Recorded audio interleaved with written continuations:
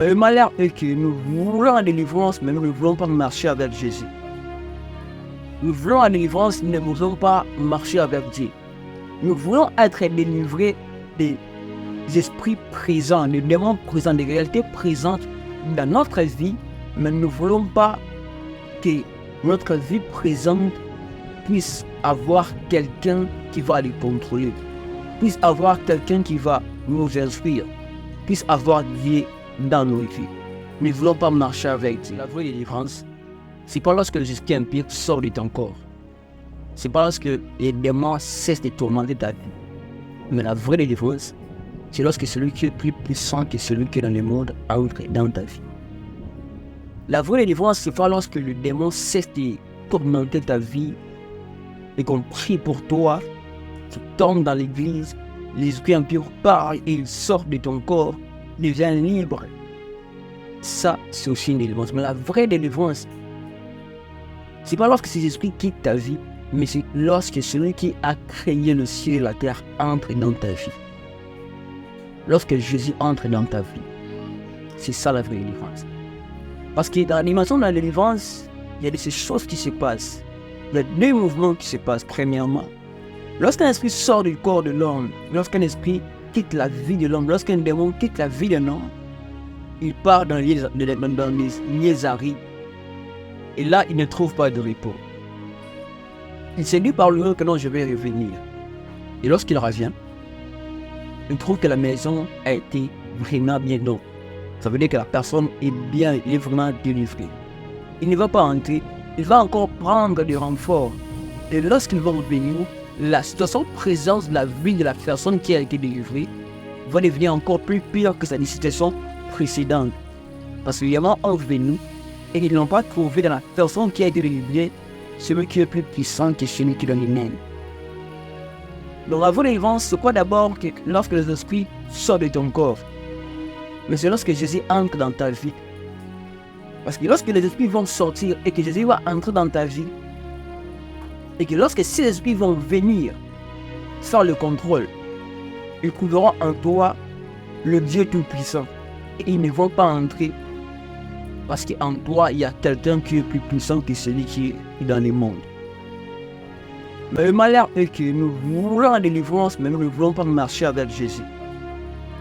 Nous voulons la délivrance, nous ne voulons pas marcher avec Dieu.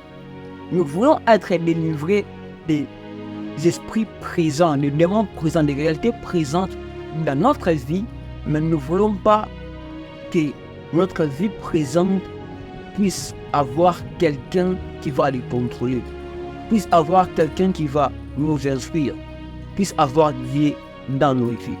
Nous ne voulons pas marcher avec Dieu. Là, je m'explique que même dans l'église, lorsque tu rencontres quelqu'un qui prie et que tu lui demandes, tu as été baptisé? Et je dis non. Et quand est-ce que tu penses à être baptisé? Les gens me disent même, c'est jusqu'au mariage. Pourquoi? Parce qu'ils veulent d'abord s'émouvoir dans le monde, goûter aux profondeurs du diable. Et après revenir après, s'abandonner vers Jésus. Il est temps de recevoir Jésus comme Seigneur et Sauveur. N'attends pas à ce que le temps puisse avancer. N'attends pas à ce que le temps puisse avancer et que tu puisses découvrir les profondeurs du diable, goûter à toute chair, à tout type de vie pour revenir après recevoir Jésus. Parce qu'aujourd'hui encore, il y a des gens, quand tu leur poses la question sur la repentance, sur le baptême, ils ne veulent pas. Pourquoi? Parce que là, ils sont conscients que là, il s'agira de vivre une vie en ordre avec Dieu. Il s'agira de vivre une vie en ordre. C'est comme si au fond d'eux, il y a une présence qui les retient pour ne pas recevoir Jésus, pour ne pas être baptisé. Dans les églises, il y a plusieurs qui prient, plusieurs n'ont pas Jésus. Dans les églises, il y a plusieurs qui prient, ils ne sont pas encore des disciples. Dans les églises, il y a plusieurs qui prient, mais ne sont pas encore des enfants de Dieu, parce qu'il ne peut être enfant de Dieu que celui qui a reçu l'Esprit de Dieu. Et on ne peut pas recevoir l'Esprit de Dieu sans baptême. Sans baptême. Donc quand tu poses la question, quand est-ce que tu as été baptisé? Ou quand tu auras le baptême, les gens répondent. Comment tu vas être délivré, mais tu ne veux pas qu'il y ait dans ta vie celui qui délivre? Comment ça veut que Dieu puisse accomplir certaines choses, qu'il puisse délivrer ta famille, mais tu ne veux pas être l'acteur Tu ne veux pas être l'acteur. Tu ne veux pas faire partie de l'histoire avec Dieu. Tu ne veux pas écrire ton histoire avec Dieu. Ça ne se passe pas comme ça. Reçois Jésus comme Seigneur et Sauveur. Ta vie sera délivrée. Il va te délivrer. Il va garantir ta sécurité. Parce que c'est un danger lorsqu'on prie pour toi et que les esprits impurs sortent et après ces temps-là, tu ne crois pas en Dieu, tu ne marches pas dans la sanctification. Et tu n'as pas Jésus au fond de toi. Les démons vont revenir. C'est pour cela qu'aujourd'hui dans les églises plutôt, on peut voir une sœur, un frère qu'on a délivré, 10 mois, 3 mois après.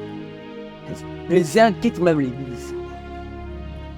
Parce que la présence des esprits impurs n'ont pas trouvé une force résistante qui le sommet, qui les empêche d'entrer dans les vies. Ne prions pas simplement. N'allons pas simplement dans les églises, mais recevons Jésus, marchons avec Jésus et marchons dans la crainte de Dieu. C'est par là qu'on sera sécurisé et c'est par là que la délivrance sera notre partage dans tous les domaines.